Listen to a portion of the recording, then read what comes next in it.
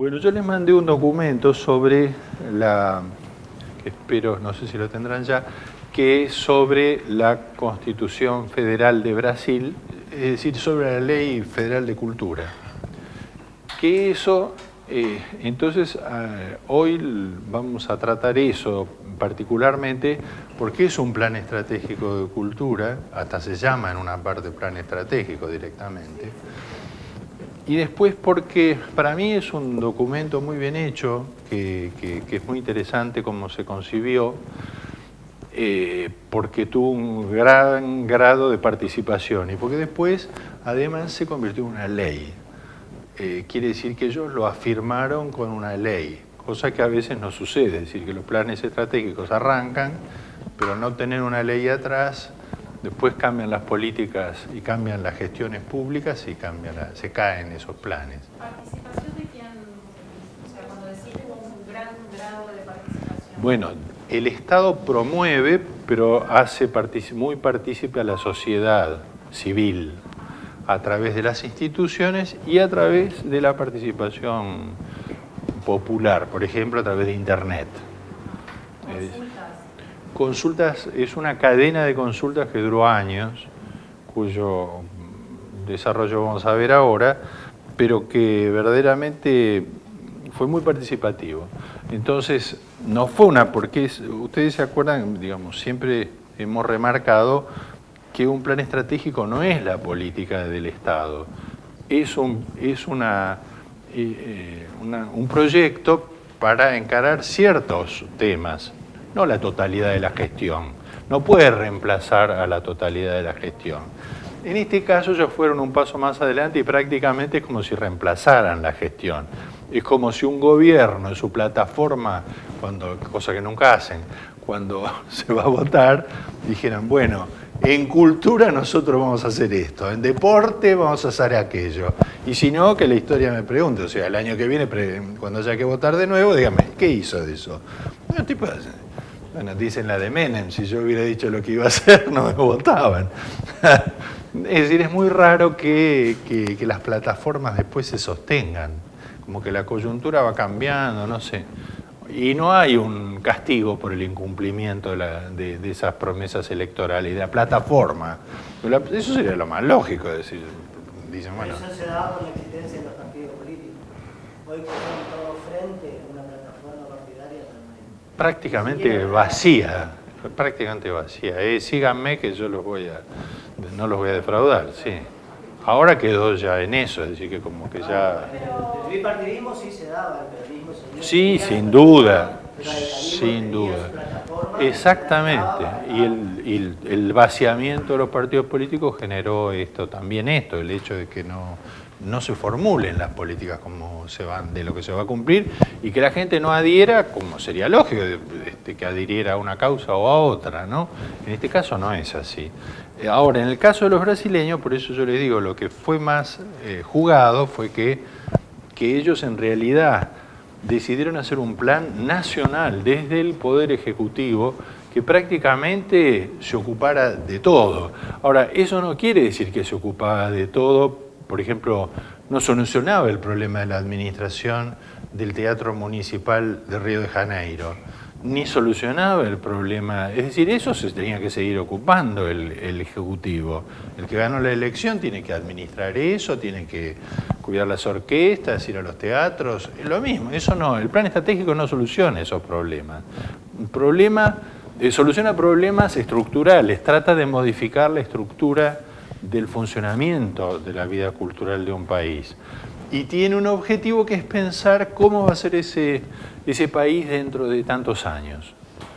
Entonces, como decíamos las otras veces, una de las críticas que se le hace es que nadie conoce el futuro, por consiguiente pueden pasar muchas cosas en el camino y si uno se hace una planificación rígida, esa planificación puede ser condenatoria directamente de la solución de los problemas, porque las cosas van cambiando en el interín, ¿no?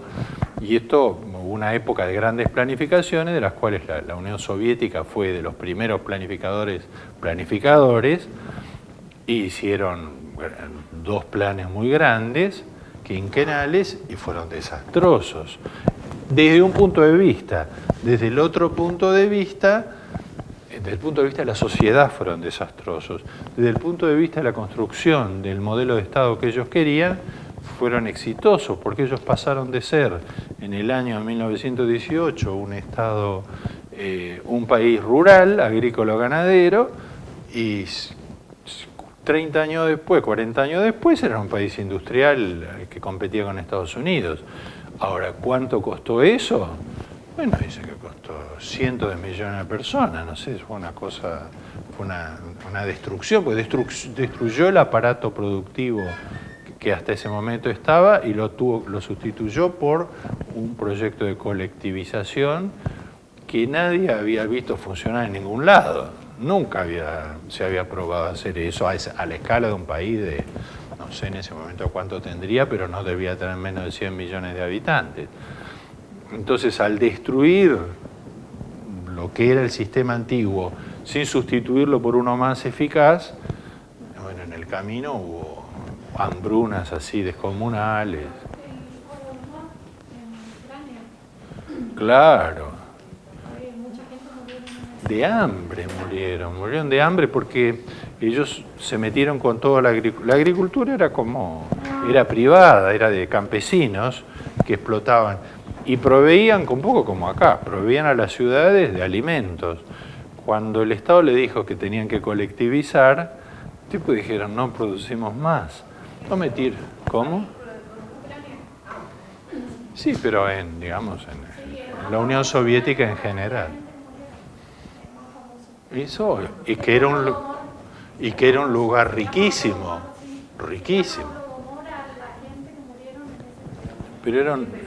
En realidad desde el 20, digamos, de que termina la guerra interna, desde que Trotsky termina por vencer en todos los frentes, hasta la Segunda Guerra Mundial. Pero en ese periodo, los kolhots, que eran las granjas tradicionales, las colectivizaron, las pasaron al Estado. Y eso dejaron de producir. Es un poco lo que pasó en Cuba mismo, ¿no?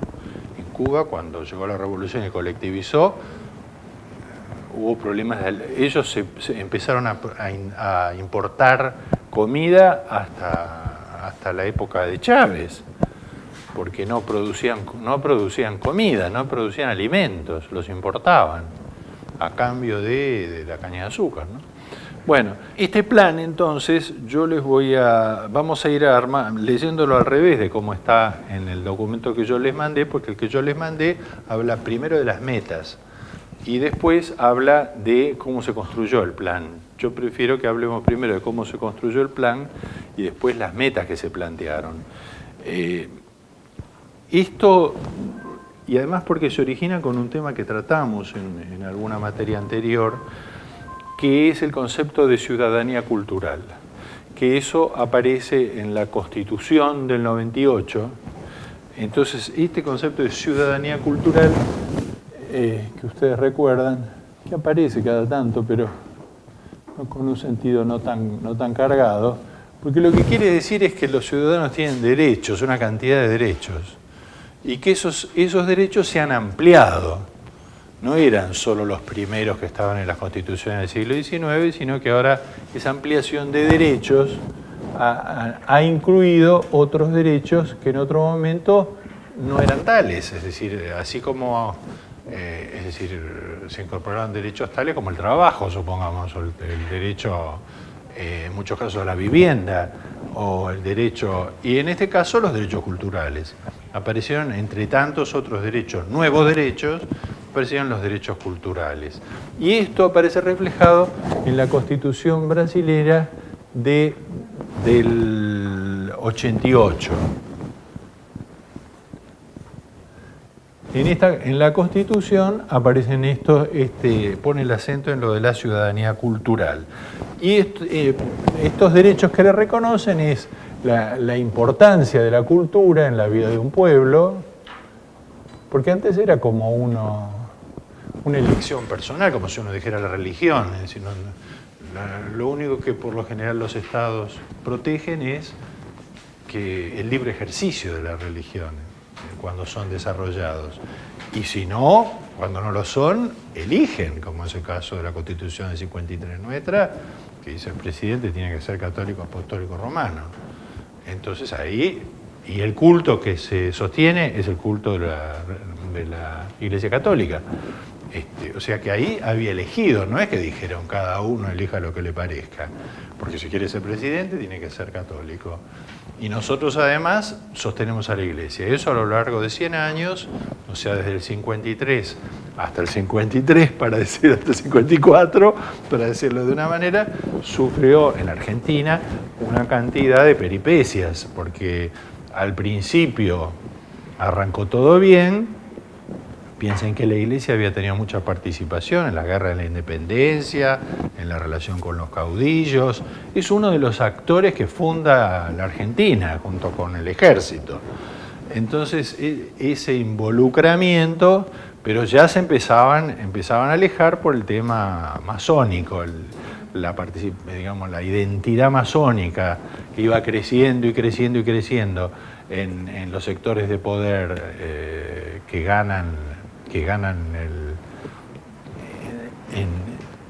le ganan a Juan Manuel de Rosas, ya empiezan a aparecer, sobre todo en el caso de Sarmiento o algunas otras figuras de ese peso, ya empiezan a cuestionar esta incidencia de la Iglesia en la vida de la sociedad. Entonces, no me quiero ir más en la explicación de eso, pero le digo del 53 al 54 porque en el 54 Perón se peleó con la Iglesia. Entonces, eso. Y en el interín, en la generación... ¿Perón? Hay quienes dicen que sí, otros dicen que no. ¿Qué quiere decir ser masón? Vayan allá a la otra cuadra. Hay distintas. No, en realidad es... No. ¿Cómo? Claro. En realidad...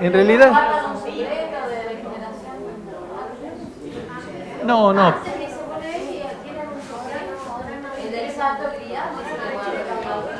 No, pero en principio es una asociación como de benévolos, de hombres justos, y son los que...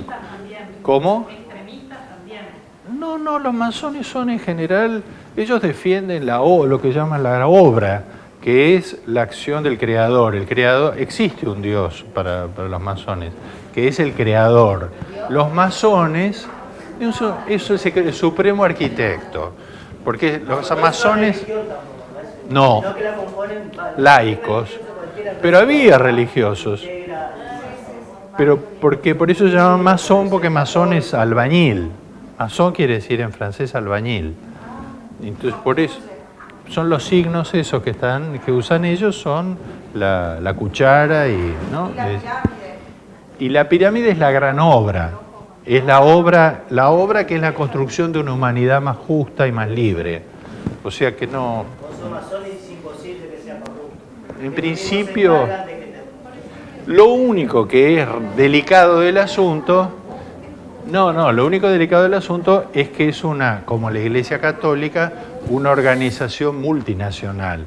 Entonces, bueno, las logias tienen sedes importantes en distintos lugares y mucha gente de unos países terminó respondiendo a los intereses de esas logias que estaban atados a los intereses de esos países. Hoy día la manifestación paramasónica más conocida son los Rotarios, supongamos, y el Rotary, que no es religioso ni mucho menos, sin embargo plantea unas relaciones de mutua promoción de sus asociados que buscan el poder para realizar la obra. Entonces, al realizar la obra, bueno, en el camino pasan muchas cosas. Pero el rito y todo el secreto es nada más que porque pertenecen a un grupo de iniciados, pero no más que eso, no es mucho más que eso. Y la ceremonia y todo eso que se sigue haciendo hasta el día de hoy, pero ahora están muy abiertos. Y en general les digo, hoy, por ejemplo, los masones van buscando jóvenes valores como si fuera gente que joven en ascenso en las empresas y eso, y tratan de enganchar, de cooptarlos a esos. Porque son los que después van a ayudar a que se realice el camino de la obra. Una pregunta, ¿la masonería viene de España? No, no, en realidad viene de Francia. La ¿Cómo? Hay dos ritos distintos. Hay un rito inglés al cual pertenecía San Martín y todos los... ¿San Martín no pertenecía al Regio Lautaro? No, esa era acá, era una subsede, pero todos eran, claro, del Gran Oriente en realidad, del rito. ¿Cómo? Sí, sí, sí. Él y todos los demás, todos eran masones. Todos eran masones porque, bueno, era una forma... No, y muchos sacerdotes también. Había muchos sacerdotes que eran masones, muchos, del siglo XIX. Entonces, pero la masonería atravesó por eso toda la historia, sobre todo el siglo XIX, con mucha fuerza, hasta que aparece, bueno, todo el socialismo, los primeros partidos socialistas y el marxismo después. Y entonces ahí ya es como que quedan muy en una situación, porque ese bienestar de la humanidad ya pasa a ser representado como que en realidad ese bienestar es como el de las clases medias y altas, y no hay tantos obreros masones como había al principio que tenían cuchara y no es tan popular ya la causa. Bueno, pero estaba diciéndoles que estos derechos, bueno, la Constitución del 88 le reconoce la importancia al derecho a la cultura. Después también le plantea que un ciudadano, por eso la ciudadanía cultural, tiene que tener el pleno ejercicio de esos derechos. No puede haber cortapisas en una sociedad como para que ese derecho se ejercite. Por ejemplo, Amalita de Fortabat tenía la colección, una de las colecciones más grandes de cuadros de la Argentina en su casa. Entonces, ¿de qué manera ese dinero que habían hecho los Fortabat, dónde lo habían hecho? En la Argentina lo habían hecho. ¿Con qué habían comprado los cuadros? Con la plata de los campos y con loma negra, ¿no es cierto? Y sin embargo, los argentinos no podían acceder a eso, salvo que uno fuera amigo de Amalita Fortabat, esas obras no tenían accesibilidad, que es una de las condiciones naturales de cualquier objeto cultural de una sociedad, ¿no es cierto? Es decir, que todo el mundo pueda acceder a él. Después, si le interesa o no, es otro problema, pero otra cosa es que eso esté atado a la propiedad privada, ¿no? Entonces, la posición de algo así sería la decisión de Cándido López de venderle al Estado y no a otra persona. Bueno, sí. Pero digo, sí. Eso sería la contra del caso de Amalita Fortabat. O sea, y bueno, sí. El único comprador de todos sus cuadros fue el Estado, y yo creo que ahí se garantizaba también esto que vos decís, de que bueno, el pueblo pudiese tener acceso a esas... Y la misma Amalita vendió una parte para pagar la deuda de Loma Negra cuando la vendió, de la colección que tenía en Nueva York, en el departamento en Nueva York. Dicen que el de acá era algo impresionante, pero el de Nueva York lo vendió, o sea, pelito al campo, quedó allá, quedó en Nueva York eso, ¿no? Y ahora está en un museo que tiene hay un museo. Por lo menos hizo un gesto así noble sobre el final. Noble no es el nombre para mencionar. No, está en Buenos Aires, se lo vendió a los brasileños. Y luego esto que decíamos recién, es decir, la accesibilidad. Hablo del ejercicio porque el ejercicio es una acción, es decir, si uno quiere bailar candombe, tiene que estar permitido y no prohibido, no por la ley, prohibido por ley. Es decir, que tiene que haber un ejercicio de las actividades culturales que sea libre, que el Estado, por lo menos, permita que se desarrolle y, si es posible, que esto va mucho más adelante, la fomente. No solamente la... Entonces, esta decisión del 88 genera una responsabilidad del Estado, es decir, cada vez que uno no le da mucha importancia a esos textos escritos que son las constituciones, pero cualquiera de esas líneas pequeñas que aparecen ahí generan una responsabilidad del Estado. El Estado después tiene que cumplir con eso, lo tiene que convertir en obra de gobierno, no puede. Y todo el mundo tiene derecho a reclamarle que lo hagan. Entonces, al haber puesto en la Constitución este derecho, el derecho a la cultura, entonces esto generó una responsabilidad del Estado para satisfacer ese derecho. Entonces dicen, bueno, ¿y cómo hacemos desde las políticas públicas para poder solucionar, para poder manejar este derecho? Entonces dice, bueno, el Estado tiene que contribuir a la valorización, la protección, el desarrollo del patrimonio cultural brasileño, entendiendo por el patrimonio un concepto amplio, ¿no? Que no solo incluye el arquitectónico, sino que se refiere también a todas las otras creaciones artísticas y culturales de un pueblo, ¿no? Y en un diálogo con la sociedad, es decir que, porque ahí viene un problema que nosotros, del que hablamos muchas veces, que es quién fija el valor cultural en una sociedad. Si lo fija solo el Estado, ya es un problema. Tradicionalmente fue así, pero al paso del tiempo se puso en discusión ese tema y se llegó a la conclusión de que la sociedad tenía algo que decir sobre cada uno de estos temas. A lo mejor valorizaba algún tipo de manifestaciones que el Estado no valorizaba. Y por consiguiente, construir una legislación, porque en definitiva esto apunta a la creación de una ley, en realidad para desarrollar este mandato de la Constitución, ellos tienen que terminar haciendo una ley. Así es como funciona el Estado. Entonces, dice, esto entonces hay que hacerlo como política pública y como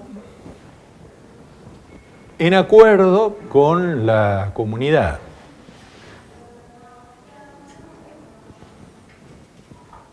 Política pública, eso baja de arriba a abajo. En cambio, lo de la comunidad viene de abajo para arriba, tiene que ver con sus propios intereses, que van cambiando. ¿No? El Estado es mucho más tradicionalista en ese aspecto. Adelante, adelante. Entonces, bueno, dice, esas acciones programadas generan la creación de, ¿cómo dicen que se va a llevar a cabo esto? Con un Plan Nacional de Cultura. Y aquí están lanzándose a un terreno que en Brasil no es tan evidente, que es el de lo nacional. Porque Brasil es un país muy federal en muchos aspectos por su historia, y los estados tienen decisión sobre muchos aspectos importantes, por ejemplo, la misma educación en muchos campos. Entonces, al hablar de un plan nacional, eso quiere decir que el Ejecutivo va a asumir el desarrollo de políticas públicas que afecten a todo el Estado nacional. Y este plan nacional de cultura se crea por una ley federal, que es del 2010, no importa el número de ley. El 2010 es que se crea la Ley Federal de Cultura. Ahora, ¿cómo se llega a esto? Entre el 98 y el 10. ¿Qué pasa entre el 98 y el 10? ¿Cómo se trabaja para llegar a eso? Para llegar a hacer una ley. A que esa política pública, bueno, se hace un plan nacional para llegar a formular los contenidos de una ley que represente una ley federal de cultura que en realidad satisfaga esta contribución que ha hecho la Constitución Nacional al desarrollo de la sociedad brasileña. ¿Qué consiste este plan nacional? Bueno, a continuación viene la descripción. A continuación. O sea, Una pregunta. Eso supone que hay una continuidad política también en la política. no necesariamente, es una política de Estado. Entonces, supuestamente está pensado para que sobreviva a los cambios políticos de 2 o 3 gobiernos. Porque en este caso, y ya lo vamos a ver más adelante, ellos el periodo que se fijaron para el desarrollo de este plan es 2010-2020. En el caso de Barcelona, ellos se habían fijado 2000-2010. ¿No? Es decir, que cada uno hace eso de acuerdo al proyecto que tiene de cambio de sociedad y también, entiendo yo, de cambio político. Es decir, el proyecto político que está atrás es como dice Macri, o como dijo Cristina, o como dijo Néstor, o como dijo Menem. Para profundizar para mi proyecto me hace falta 10 o 12 años, claro, uno nuevo, con uno solo no me basta. Es decir, que quien piensa en esto también, de algún modo... Pero también responde a la veracidad, digamos, Sí, de las cosas. O sea, es un cambio semejante en Sí, menos de 10 para años. producir un cambio, claro, es muy difícil en tan poco tiempo. Después de los 10 años viene uno y borra todo, eso estamos de acuerdo. Sí, Claro, por eso digo lo de la continuidad y de política. sí, igual yo siempre pienso en el caso... Sí, sí, pero digo, siempre pienso, hay casos en los cuales los tiempos se aceleran y se producen cambios. Por Napoleón, pongámosle, el Napoleón revolucionario, no el Napoleón emperador.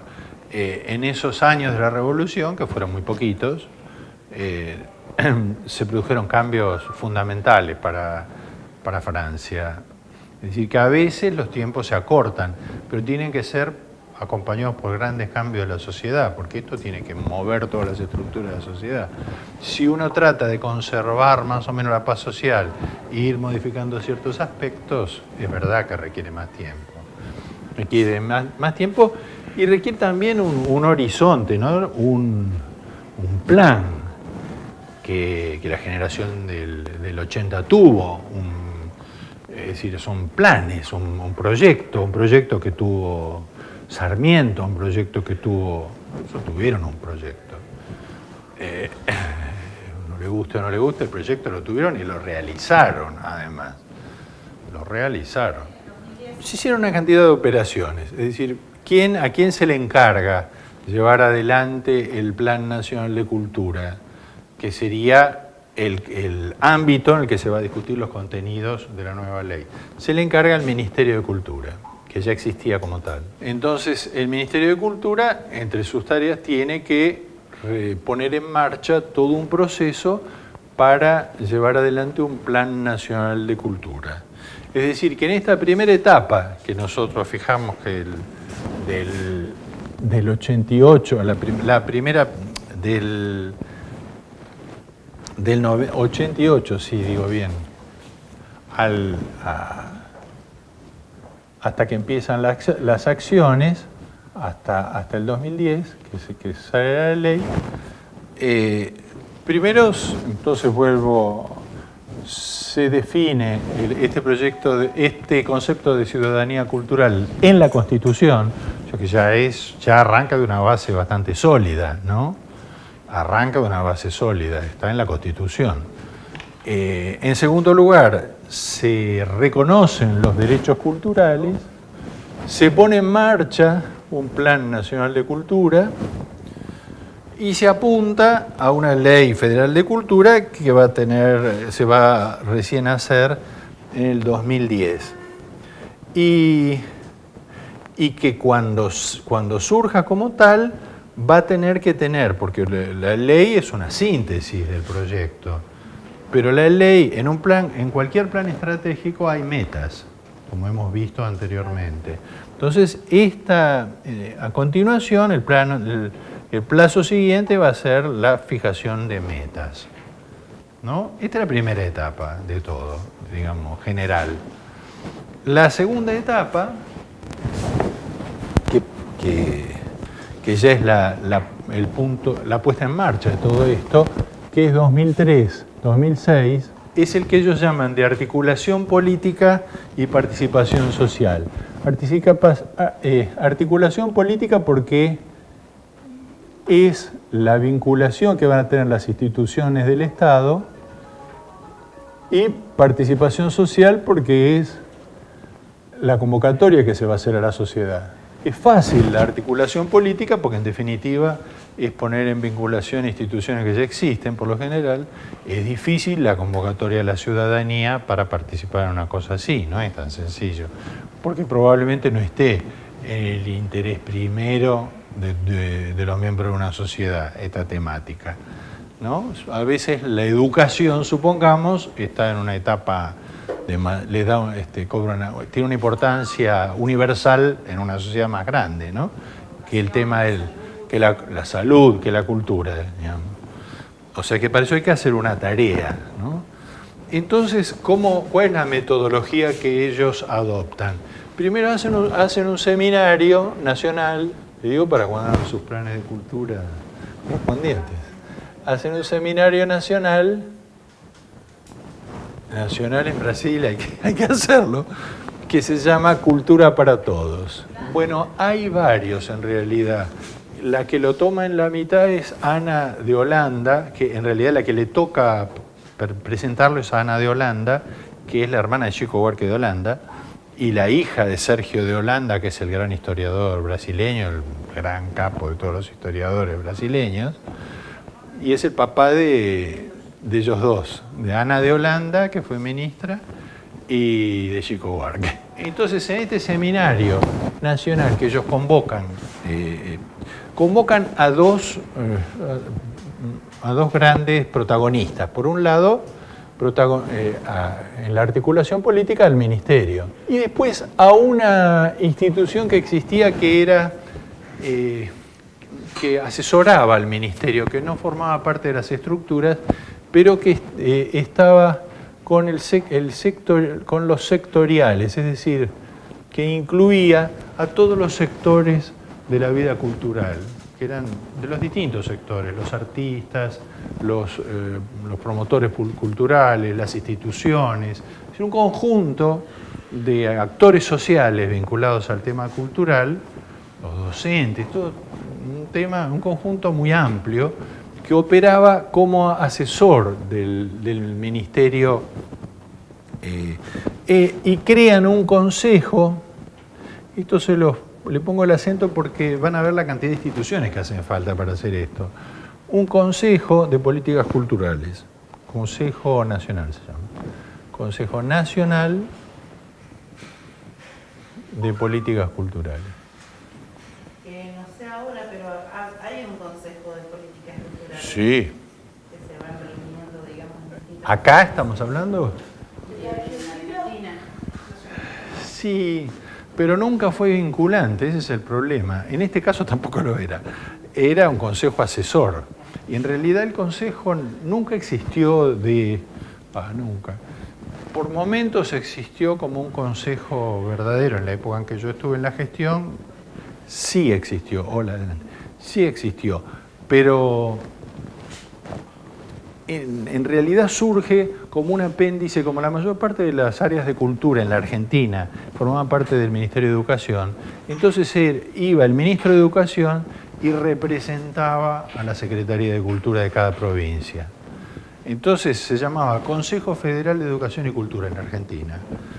De cultura no se hablaba nunca, se hablaba siempre de educación, porque los problemas eran tan acuciantes, siempre se hablaba de educación. Es decir, que nunca hubo un Consejo de Cultura. Y cuando se hizo en la época de Cosia un Consejo de Cultura, que más se eligieron autoridades, se le dio un cierto aspecto institucional, duró poco y nada, y tuvo un funcionamiento complicado, les puedo asegurar, por lo menos para la parte que a mí me tocó, bastante complejo, porque ¿En qué periodo eran de cosas que...? desde el 2009 a 2014. Sí. Entonces era complicado, pero por lo menos se hizo, porque ¿saben cómo? Para que eso funcione hay que dotar los recursos, si no es un sello de goma, si no es nada, es una comisión, que uno cree una comisión. Decía, pero, entonces esta vez, bueno, Cosia le dotó de unos ciertos recursos, no muchos, porque supuestamente después tenían que aportar cada provincias a un fondo común y que después tomaran ellas sus decisiones por su cuenta. Pero la picardía de mi amigo Cosia fue que no lo hizo vinculante, porque es distinto que ese consejo haga así y vote, ¿no? Y diga, no, lo que usted está haciendo está mal, a que maneje sus propios fondos y pueda participar y se lo consulte, es distinto, no es lo mismo. El Consejo Federal de Audiovisual, el que supuestamente conduce por ley el Instituto de Cinematografía, es una manga de aprobadores, que son los secretarios de Cultura, que van a ir así. O sea, una vez por año los invitan a llevar a un hotel muy bueno en Mar del Plata, o en algún hotel agradable, o en alguna localidad agradable, y el Inca presenta su plan. Entonces, para evitar eso, ellos hicieron un llamado a la comunidad, es decir, que por un lado, porque estas eran instituciones las que estaban representadas, esto que le llaman sectoriales, eran instituciones. Supongamos que acá estuvieran convocadas SADAIC, las ADES, instituciones que ya existen, ¿no? Y que sí tienen relación con el Estado, porque siempre están discutiendo derechos o están discutiendo, no es que estén aislados. Ahora, la gente muchas veces está a kilómetros de las decisiones del Estado. Le preguntan una vez cada 6 años o cada 4 años y después le preguntan más. Entonces acá hubo una apelación a la comunidad. Es decir, este Consejo Nacional de Cultura integró las opiniones de los sectores de la vida cultural y los particulares que participaron a través de foros en todo el país y por internet sobre lo que iban siendo. Fíjense qué difícil es eso, ¿eh? Digo, es muy difícil hacer un plan de cultura y preguntarle a la gente qué es lo que hace falta hacer. Porque visión, diagnóstico a lo mejor tiene mucho, por lo menos a mí me pasó en la ciudad, donde diagnóstico todos tenían, a veces extraordinario, finísimo, pero cuando había que hablar de visión, es decir, hacia dónde se iba y qué iba a pasar, ahí poca gente sabía qué era lo que había que hacer. Hacer una propuesta de cambio, mucha gente no sabía realmente, muy pocos tenían una idea, no digo que no supieran, que tuvieran una idea, no la tenían de la descripción de lo que les pasaba, de sus penurias y de lo que faltaba, pero pensar para adelante no es tan fácil. Entonces después van a ver con las metas del plan, que es lo más variopinto que uno se puede imaginar, a diferencia de lo de los catalanes, que es mucho más organizados el discurso, lo van a ver. Esto, en cambio, es un almacén de ramos generales. Es un almacén de ramos generales. Pero no está mal, porque... Pero es, claro, de una sociedad tan diversa, es normal, ¿no? También... No tienen los mismos intereses, claro, no tienen los mismos intereses sectoriales. Entonces, la acción de este Consejo generó otro acto administrativo importante que fue una enmienda de la Constitución. Brasil tiene como Estados Unidos enmiendas, es decir, de la Constitución Nacional, la enmienda número 48, morto aquí parla, que incluyó esta problemática dentro de la Constitución, ampliando uno de los artículos de la Constitución, de la Constitución Nacional, ¿no?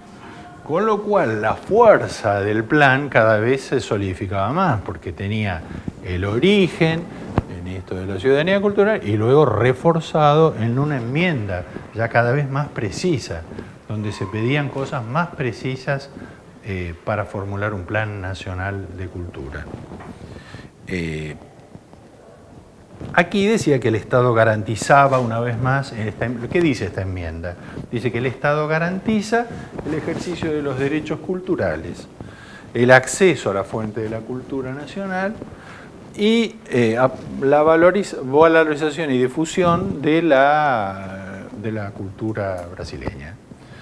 Y después, patrimonio, promoción, democratización, vuelve sobre los mismos temas. En realidad, vuelve a transmitir esta idea de los derechos culturales a la enmienda, amplía en la enmienda número 48. Y entonces para darle fuerza popular participativa, hacen una primera conferencia nacional de cultura. Para esa época, que es el 6, esto es del 6 creo, sí, 2006, la UNESCO había hecho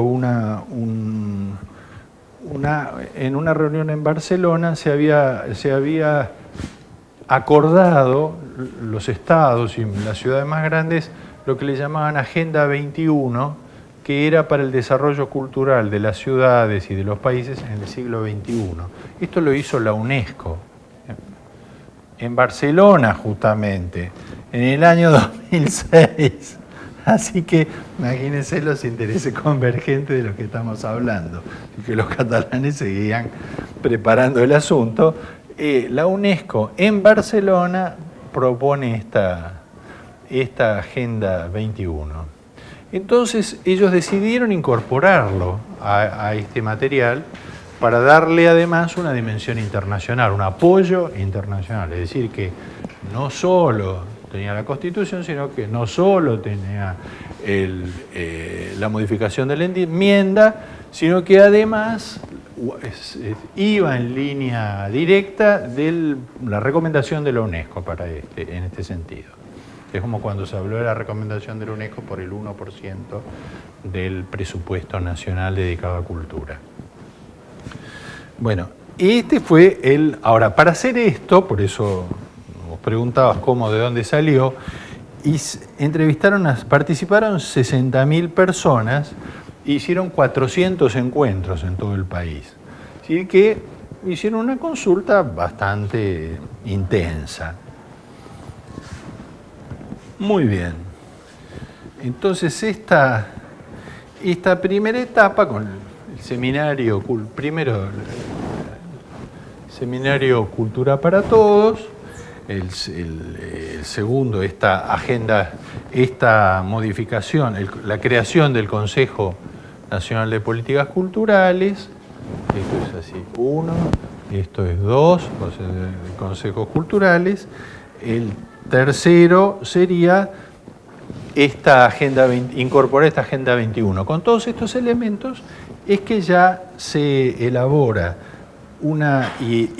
con el aporte, ya se elabora un documento que se discute en la primera Conferencia Nacional de Cultura. Aquí ya se discute todo lo que se juntó desde el 2003 al 2006, de opiniones de los sectores, de la comunidad, discusión por internet, opinión de los expertos, opinión del ministerio, porque el ministerio también tenía su opinión, naturalmente, sobre dónde había que ir. Así culmina esta etapa. La etapa siguiente, que es de 2006 a 2008, esto es ya directamente información y directivas generales poder público, es decir, cómo esta conferencia de cultura va a generar unas recomendaciones, ya para recomendaciones. Es decir, que pasan de la discusión de los contenidos de la ley a las recomendaciones, una especie de selección. Al principio había 600 temas, después bajaron, parece que a 40, a 400. Ya disminuyó la cantidad de temas. Entonces ahí son las directivas, esto genera las 2006-2008, las directivas del Plan Nacional de Cultura. Estas directivas ya son para las instituciones del Estado, en realidad, para el Ministerio, incluso porque están por llevar a discutir eso al Congreso. Entonces, antes de llegar al Congreso, hacen audiencias públicas, como se hace acá con algunas leyes, ¿no? En algunos lugares todo es obligatorio, audiencias públicas, y ya se discute en las cámaras, discusión parlamentaria. Y entonces, por si acaso, por si se les había olvidado algún tema en especial, ellos realizan reuniones con sectores. Por ejemplo, un sector de cultura popular, son reuniones, foros, digamos, son foros. Un de cultura popular, otra de derechos de autor, tratando de cubrir todo el espectro de las actividades que tiene la cultura, ¿no? Un foro de la televisión pública, de las televisiones públicas, porque también los estados tienen, y también un foro sobre la diversidad cultural. Bueno, con toda esta información es que entonces, vuelvo atrás, es decir, este Consejo Nacional de Políticas Culturales, que crea una conferencia de cultura, ya genera las directivas del Plan Nacional de Cultura, y entre las directivas dicen que tiene que haber audiencias públicas y ya discusión parlamentaria. Entonces, por si acaso, para cubrir más y para difundir más el plan, realizan seminarios regionales y juntan foros de las áreas específicas, culturas populares, derecho de autor, televisión pública, diversidad cultural. Y a esto le agregan debates en Internet, que es la novedad de la época. O sea que la gente puede participar de distintas maneras, dando su opinión sobre todo esto. Y entonces, así se llega en el año 2009 al Congreso. 2009-2010 es la aprobación del Congreso. La discusión, mejor dicho, perdón, en el ¿Toda Congreso. esa información iba a un solo lugar? Iba al ministerio, iba a este lugar, que era el Consejo Nacional de Políticas Culturales, que dependía del Ministerio de Cultura. Sí. En realidad quien está encargado de hacer la tarea es el Ministerio de Cultura, porque como ustedes verán, acá hace falta recursos para hacer una cosa así, y hace falta, cada vez que se crea una institución, son cargos, son especialistas, son transportes, son teléfonos, todo decisión. Entonces el Estado fue acompañando esto, no es una decisión de la sociedad, sino que en realidad es de arriba, es desde la política que se hace. La ley de presupuesto me imagino que estaba incluida. Sí, claro, naturalmente. Porque fíjense que en el Congreso quien va a discutir esto es la Comisión de Educación y Cultura y la discusión de, ellos tienen una comisión de constitucionalidad, digamos, y justicia, porque de qué manera se va a poder convertir esto en una ley que la justicia sostenga cuando llegue el momento. Bueno, así se llega entonces en el año 2010, como habíamos visto acá, al texto finalmente aprobado de la Ley Federal de Cultura. Y estamos en el año 2010.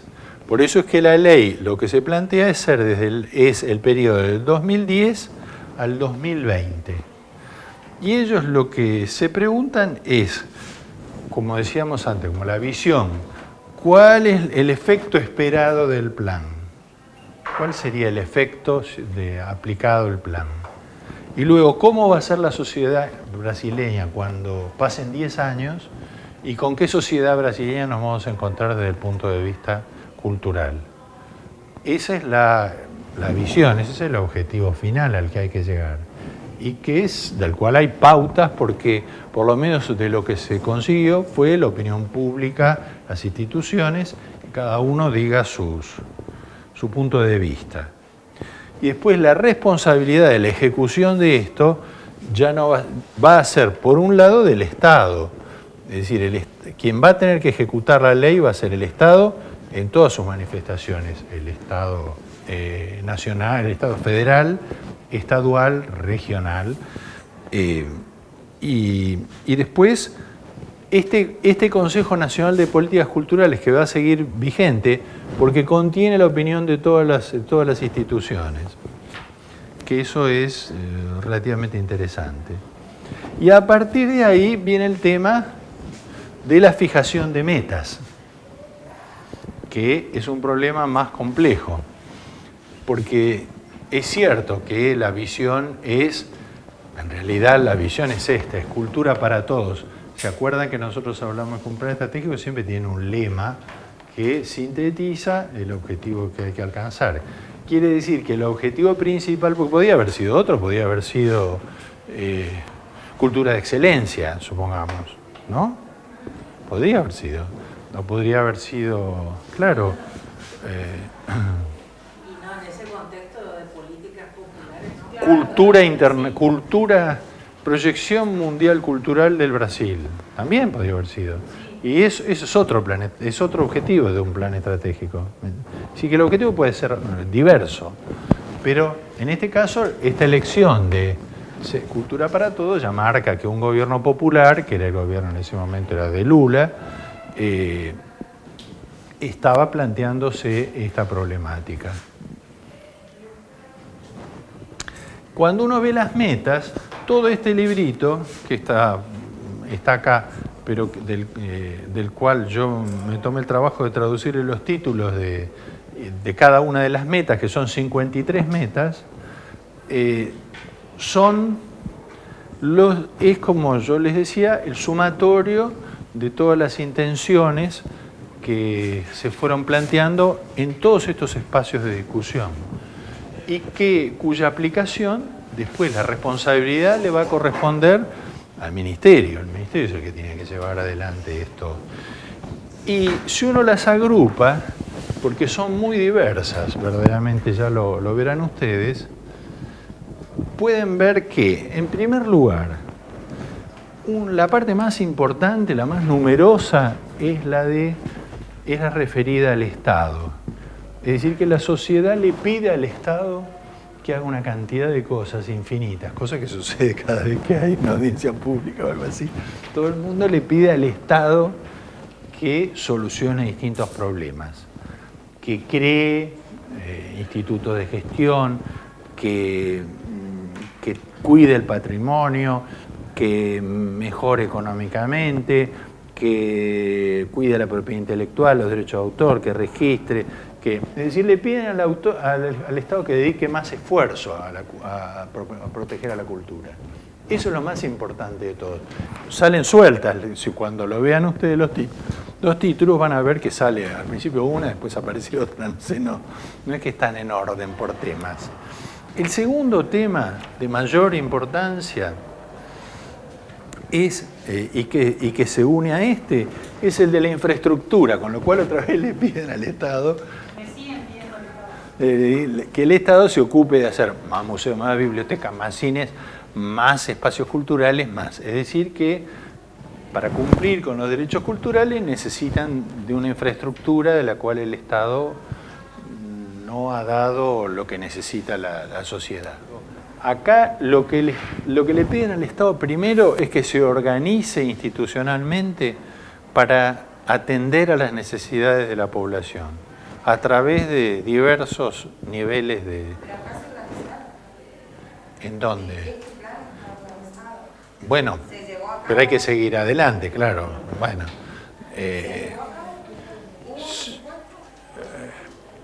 hubo presupuesto durante el gobierno de Lula y de Dilma, y después cayó en las generales de la ley, porque cuando vino el ajuste, todo esto era lo que desde el punto de vista de los economistas liberales es subvención, todo esto es subvención.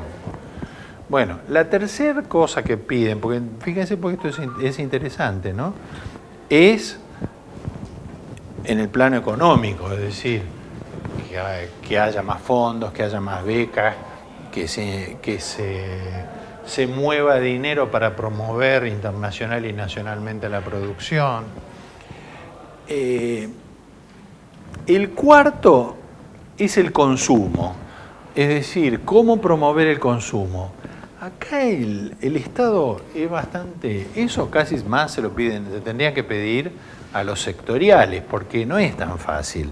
Es cierto que son políticas públicas, por ejemplo, en este caso ellos se fijan, porque además todo está numéricamente estimado, no es una cosa general, ya lo van a ver en cada caso. Dice 100% de ciudades que tengan centros culturales, 100% de ciudades que tienen más de 500.000 habitantes que tengan una Secretaría de Cultura propia y que tengan diferenciada, y eso son cosas complicadas porque hay que involucrar la voluntad de cada uno de los estados, no solo decisión, no puede uno caer como una invasión del Ejecutivo a crearle una Secretaría de Cultura dentro de la provincia, ¿no? O sea que eso es política, eso es política después. Pero la tercera, la cuarta, se refiere justamente al consumo. Es decir, cómo conseguir que la gente consuma. Dicen, por ejemplo, que un brasileño lea 4 libros por año. Bueno, es una cifra muy alta, es una aspiración muy alta, porque acá leen un libro por año proporcionalmente. Estadísticamente, se lee un libro por persona por año. Bueno, pero eso es una política y es una moral social. Son dos cosas, porque cuando eran los anarquistas que le daban a los chicos para que estudiaran y eran más pobres que una laucha los anarquistas, era una moral social. O los tanos, o los gallegos, o los turcos que bajaban del barco y que no sabían hablar, querían que sus hijos leyeran y supieran lo que ellos no sabían. O sea que ahí había un valor de la sociedad. Después se tercerizó y se le encargó al Ministerio de Cultura que hiciera planes de lectura para que la gente leyera más. Pero en realidad la sociedad tiene que hacer una parte de este esfuerzo también. No puede ser solo el Estado, no le pueden pedir solo al Estado, sencillamente porque además no podría cumplirlo. O sea, me pongo a pensar acá en el interior de la provincia, digo esto, ponerle que fuese así, un plan así, Sí. que exige al Estado que genere infraestructura, Sí. teatro y que Sí. ponga, no sé, que tenga una directora de cultura, Sí. unas actividades. Podés hacer todo eso, pero si no Se hay puede. actividades para la gente, digamos, y la gente, los teatros pueden estar vacíos, vos te gastaste...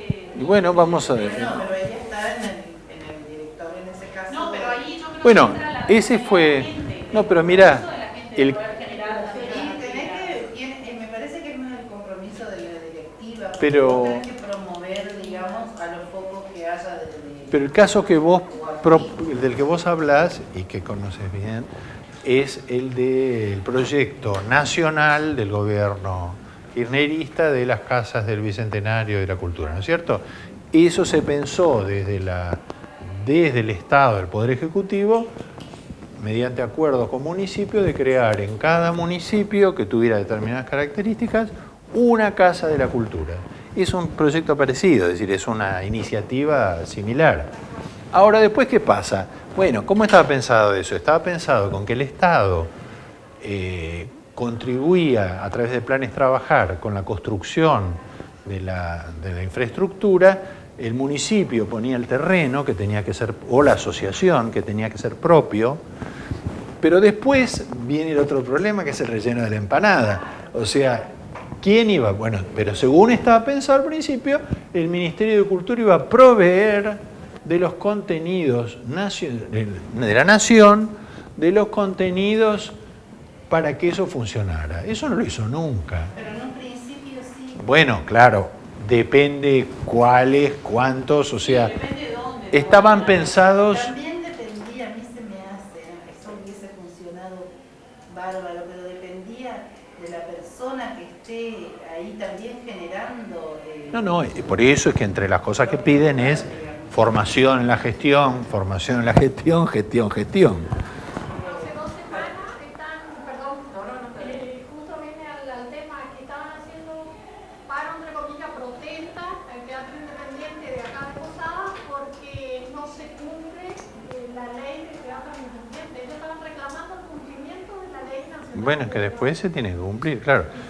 Pero en este caso particular, que conocemos todos, porque además estuvo en muchos lados, el problema fue que eso quien lo hacía era el Ministerio de Planificación y de Trabajo.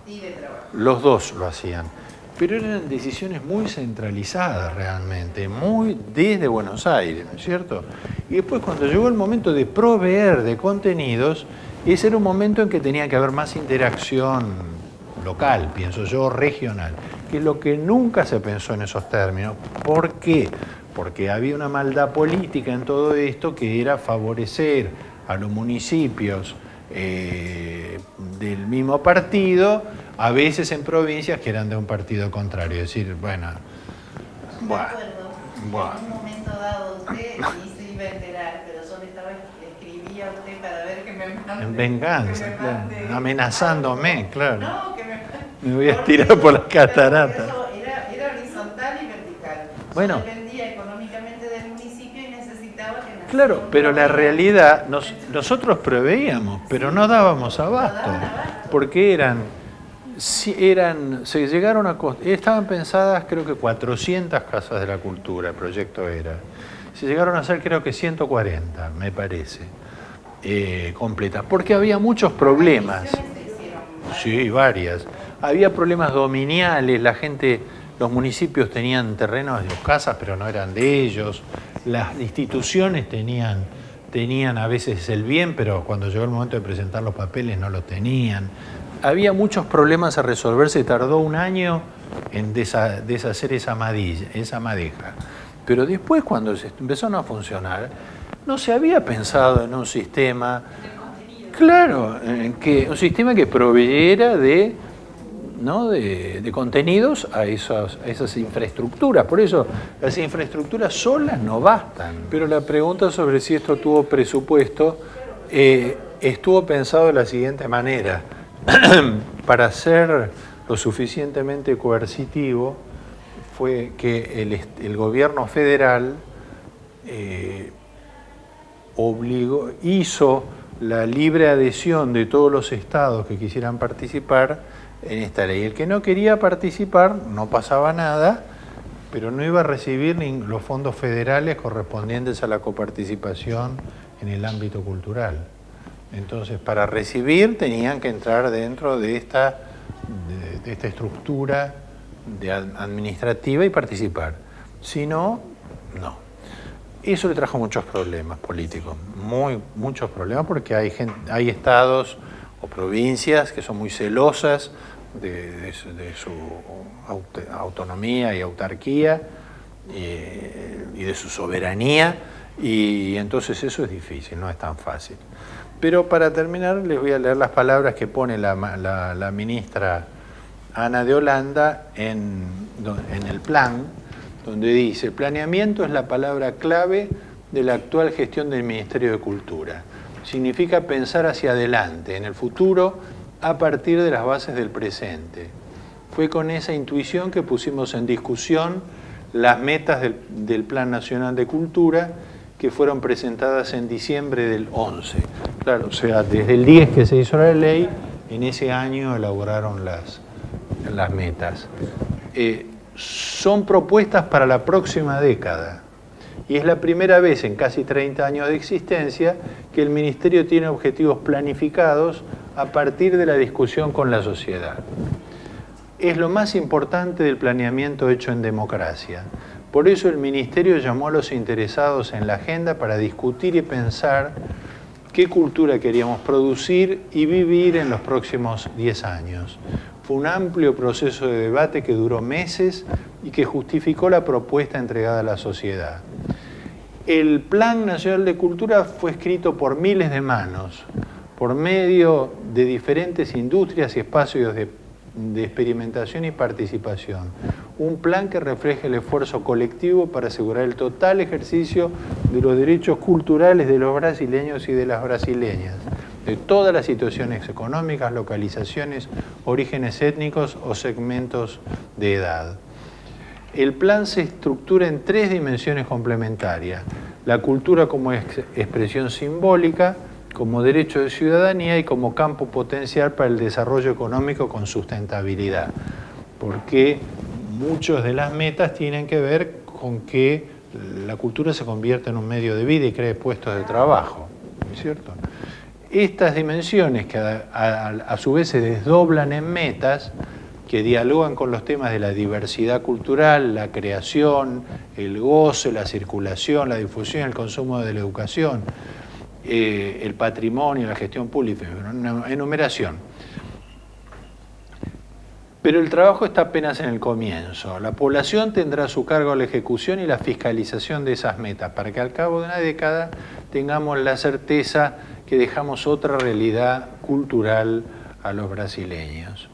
Y ellos plantean en el escenario de la cultura en el Brasil 2020, que eso está en el documento que yo les mandé, la dimensión simbólica, es decir, el aspecto de la cultura que considera que todos los seres humanos, acuérdense de las primeras clases, tienen la capacidad de crear símbolos.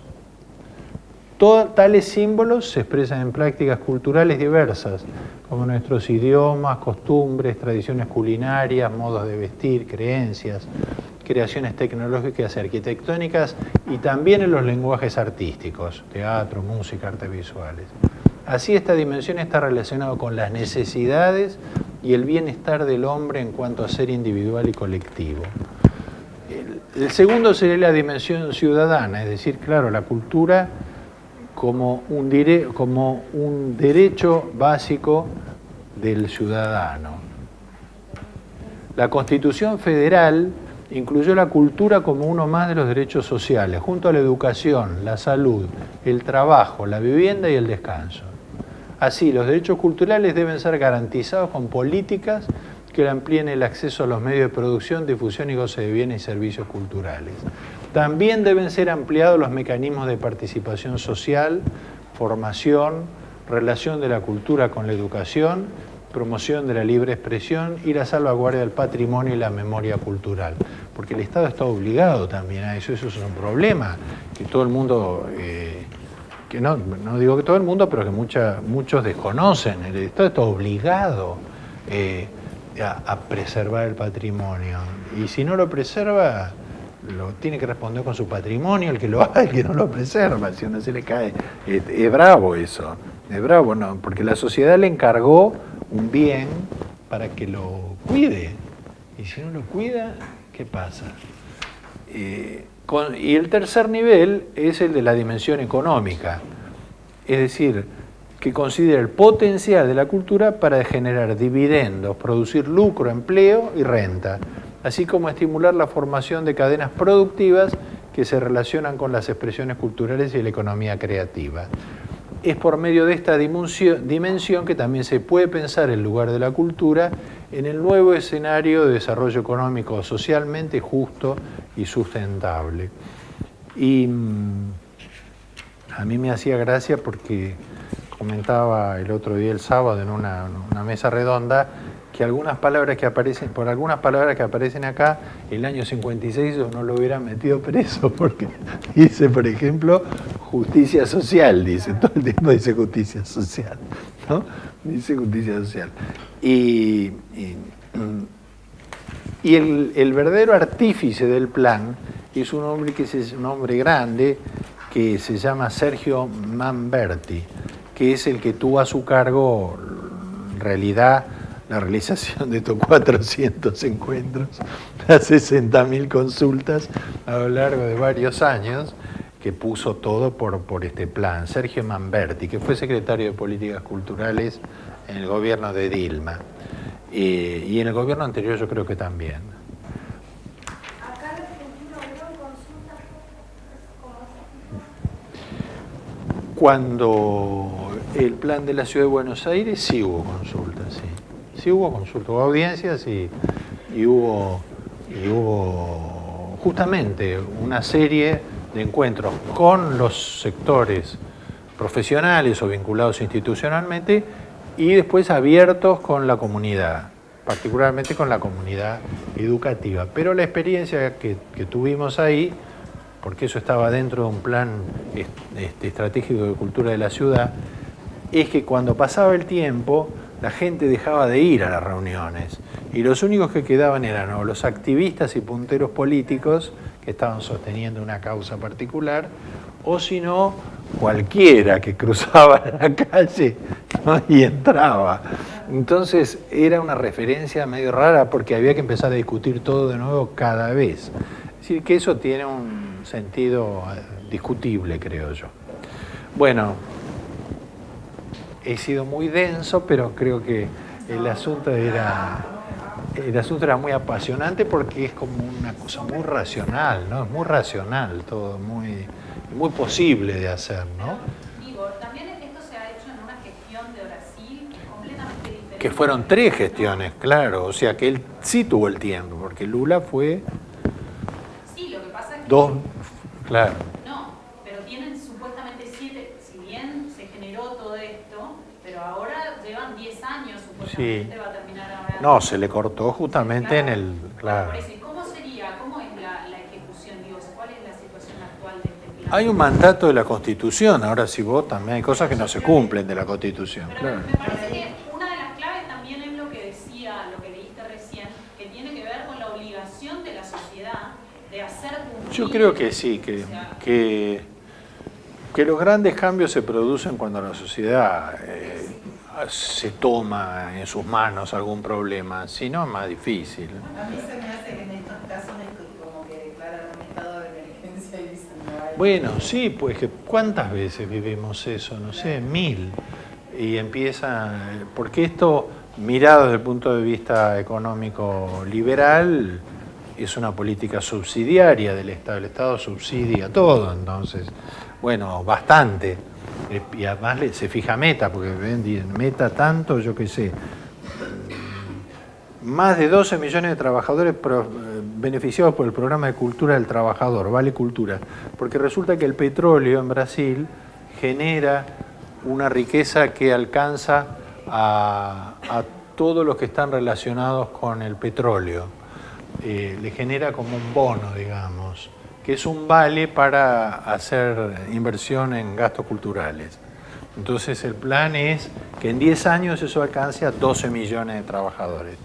Bueno, sí, está bien. Pero hay que proponérselo. Yo creo que sin proponérselo no llega nunca. Si es por